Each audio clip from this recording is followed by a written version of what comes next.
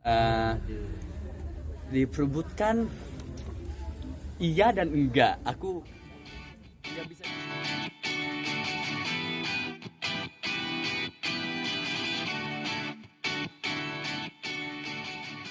Karena ini kita prosesnya dari 2019 sebenarnya.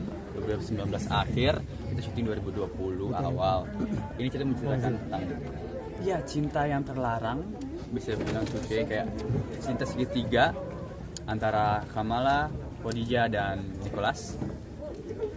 Proses lumayan panjang. Jadi Nicholas ini sebenarnya orang yang kerja di media. Kayak kalian semua.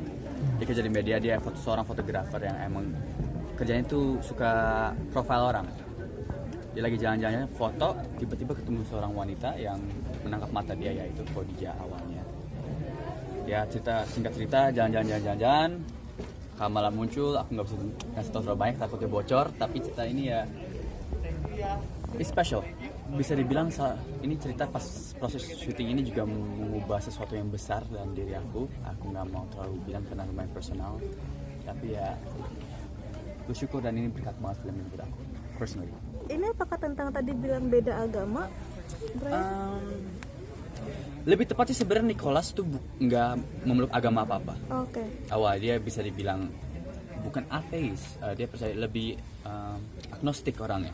Dia percaya sesuatu yang namanya Tuhan, tapi tidak percaya dengan agama. Ya bisa bilang Western lah, dia seorang Indo tapi udah lama banget tinggal di luar. Bisa dibilang paling Indonesia cuma bentar doang. Dan akhirnya ketemu beberapa karakter di film ini, mau itu dari Khadijah, Kamala, yang mungkin akan mengubah perspektif dia atau tidak, kita bakal lihat di film ini nanti. Mendalami peran sebagai seorang agnostik. Tantangannya sangat besar karena perbedaan cuaca seperti apa? Jujur mungkin untuk kalian terdengar agak lebay, tapi itu aku sebenarnya biasa dengan dingin. Tapi karena dingin di sana dingin angin, dinginnya nusuk banget, jadi bisa tiba-tiba suhu normalnya itu 7 derajat, pas angin berembus bisa sampai minus. Dan itu kan aku cerita harus udah lama tinggal di Belanda dan aku udah sok-sokan nggak mau pakai sarung tangan. Aku bilang nggak usah pakai sarung tangan, aku bisa kok. Ternyata selama naik sepeda dan selama adegan naik sepeda atau jalan gitu, tangan aku bisa kayak gini lama banget karena dingin banget. Itu satu hal, mungkin juga dari sisi kamera karena angin berembus sangat kencang. Jadi awan tuh suka tiba-tiba terang, tiba-tiba gelap. Dan aku selalu ingat sebelum take itu kita pasti selalu menggigil. Dari mungkin kalau ada getaran suara atau apa dari antara kita pemain, karena emang cuacanya lumayan nggak terbiasa. Apalagi ada adegan yang bisa dilihat pas aku foto sama si Kamala, dia seorang orang seni, kita foto di tempat yang baik kecil-kecilnya, dan itu kalau bisa dibilang kalau bisa kerok aku kerokan pulangnya tuh. Mengatasinya Kena seperti badai apa? nggak? Mengatasinya seperti apa mungkin? Cara mengatasinya pertama kita dikasih heat pack, tapi ya lama-kelamaan heat pack itu nggak ada rasanya. Dikasih botol isi air panas, tapi air panas itu cuma panas untuk semenit, terus harus diisi lagi, dibuang lagi, diisi lagi, dibuang lagi. Selalu minum hangat itu pastinya, dan kalau bisa berkumpul lebih dekat, kumpul lebih banyak itu kayak deket-deketan, kasih jaket ekstra, itu kita cara mengatasi itu. Tapi ya pas take, mau gimana pun cuacanya kita harus fokus ke scene-nya, dan scene itu membantu banget karena langsung bisa ngelupain semuanya, focusing on the pemain, lawan pemain aku sama adegan. Sempat kena badai nggak? Sempat kena badai. Tadi sempat Remy bilang ada badai-badai. Itu emang kayak badai aja di sana. Ada satu adegan di mana kita syuting udah anginnya lumayan banget, dan kita syuting di hampir 2 gedung gitu. Itu aku nggak bercanda, aku naik sepeda itu kedorong. Kamera tuh keangkat-angkat, kamera Alexa Mini, kamera film itu keangkat-angkat, nggak ada pakai poli-polian soalnya nggak bisa.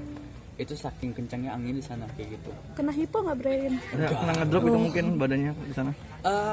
Alhamdulillah sih enggak, karena kita beli heat tech gitu, baju dalaman itu udah pas hari keberapa kita beli. Tapi ada beberapa kru yang nggak membayangkan dinginnya bakal kayak gitu, yang sampai kayak aku inget banget orang Salman itu kayak masih Salman juga aman sampai gemeteran semuanya. Dan syukurnya juga banyak kru di sana yang udah terbiasa ngajarin kita cara mengatasinya gimana ya. Jadi kerokan nggak? Enggak. Brian, tadi ada kesulitan bahasa Belanda, Brian. Belajar bahasa Belanda sendiri gimana? Aku mungkin lumayan bersyukur karena acting coach, logat coach atau bahasa coach yang Belanda itu aku kenal namanya Derek. Sempat kerja bareng di Bumi Manusia, aku juga berbahasa Belanda di sana. Jadi logatnya, cara kayaknya semua tuh aku ngerti. Tapi di sini dialognya panjang-panjang. Nggak tahu kalau di film nanti gimana. Jujur aku belum nonton juga. panjang-panjang dan dimana ngobrol sama orang Belanda top yang tidak bisa bahasa Indonesia. Jadi kalau aku gimana ya salah, mereka bakal kayak bingung juga aku ngomong apa. Dan ada beberapa adegan yang emang diharuskan improv bahasa Belanda. Jadi syukurnya di sana juga kita selalu disiapkan ada orang Belanda tapi Indonesia fasih banget, lebih lancar, baku banget, lebih lancar, namanya siapa? Dan namanya. Dan dia selalu ngebantu kayak dan aku mau ngomong ke waitersnya gini tambahan contohnya, dia bantuin tahu jelasin waitersnya juga, dia bakal ngomong kayak gini. Jadi timnya asik banget. Bu Hadra juga intinya dari kepala ya, kalau dari kepalanya asik semuanya jadi ikut. Brian tadi sempat bilang sebagai sosok yang tidak punya agama tapi kenal Tuhan. Apakah riset juga atau gimana tuh mendalami itu? Ya sempat riset, sempat menanya beberapa tempat, beberapa orang, cara pandang mereka semua tuh tentang itu kan cara pandangnya beda-beda, alasannya beda-beda. Akhirnya aku pilih salah satu karena emang mungkin nggak pernah diajarkan aja dari kecil dan ditinggal sama wilayah yang seperti itu yang tidak terlalu, maksud kayak mungkin tempat media, tempat ini maksud kayak tempat yang aku kerja juga nggak terlalu mendukung juga tentang agama. Dan akhirnya aku memilih kayak oke, aku ambil sisi ini, aku jalanin ini, terus akhirnya jangan jadilah Nicholas, satu layernya Nicholas tapi sebenarnya layernya banyak banget. Gesturnya ada ini nggak sih Gestur perbedaan? lebih tepatnya kalau mungkin aku coba dikit kayak kalau ngomong lebih ditutup mulutnya, lebih ditelan lah bahasanya. Dan itu satu hal. Gestur aku masukin tangan banyak ke kantong itu bukan sekedar gestur, itu emang kedinginan, benar-benar kedinginan karena ini hidung, apalagi aku gampang banget hidungku merah, aku ingat banget harus touch berapa kali karena hidungku merah cepet banget. Hidung, mata, aku pakai soft lens kan di sana, aku minus 3,5, itu keringnya cepet banget. Jadi mungkin aku ngintipnya baik banget karena itu cepet banget keringnya soft lens. Dari sosok Niko apa yang dipelajari dari sosok nggak punya agama dengan lo yang lu punya agama pastinya kan? Alhamdulillah. Dari Nicholas aku belajar untuk see the bigger picture.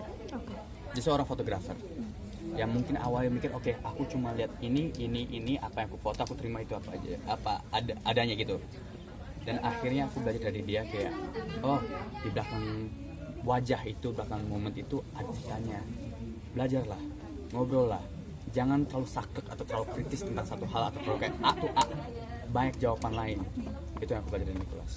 Ini kan yang religi, mau dibaca cara pandang dulu nggak tentang yang itu aku bilang sangat personal. Ya, artinya gimana kedekatan lu juga akhirnya merubah kedekatan lu lebih dekat dengan Tuhan atau bagaimana? Alhamdulillah, bisa dibilang kayak gitu sih. Ada juga satu, mungkin di sana belum kelihatan, ada satu ustadz dari Indonesia juga sama dari Turki. Mereka sangat hangat.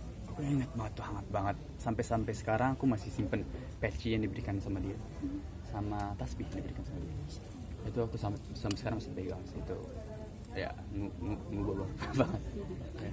Berarti bisa dibilang syuting itu juga ada mungkin pengalaman spiritual yang lu rasain juga nggak sih? Kayak mungkin belajar agama lebih dalam kan ada Ustadz Oki. Secara juga. Tidak langsung, ya.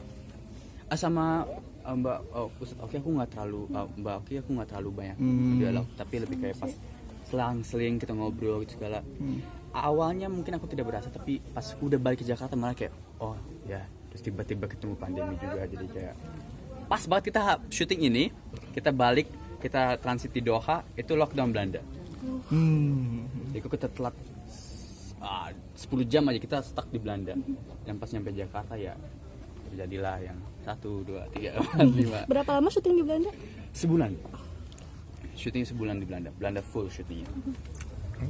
Brian ini diperebutkan 2 wanita cantik di sini. Nicholas. Iya. Brian sih enggak. Brian satu doang ya. Brian cukup satu aja kayaknya.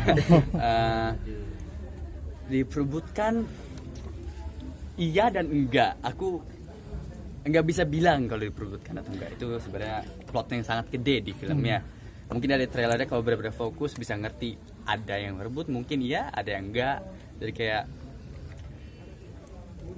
rasanya gimana Nicholas? Biasa aja, karena mungkin pas Nicholas itu nggak terlalu berasa ya. Kalau orang tiba-tiba suka kan ada yang kelihatan, ada yang enggak.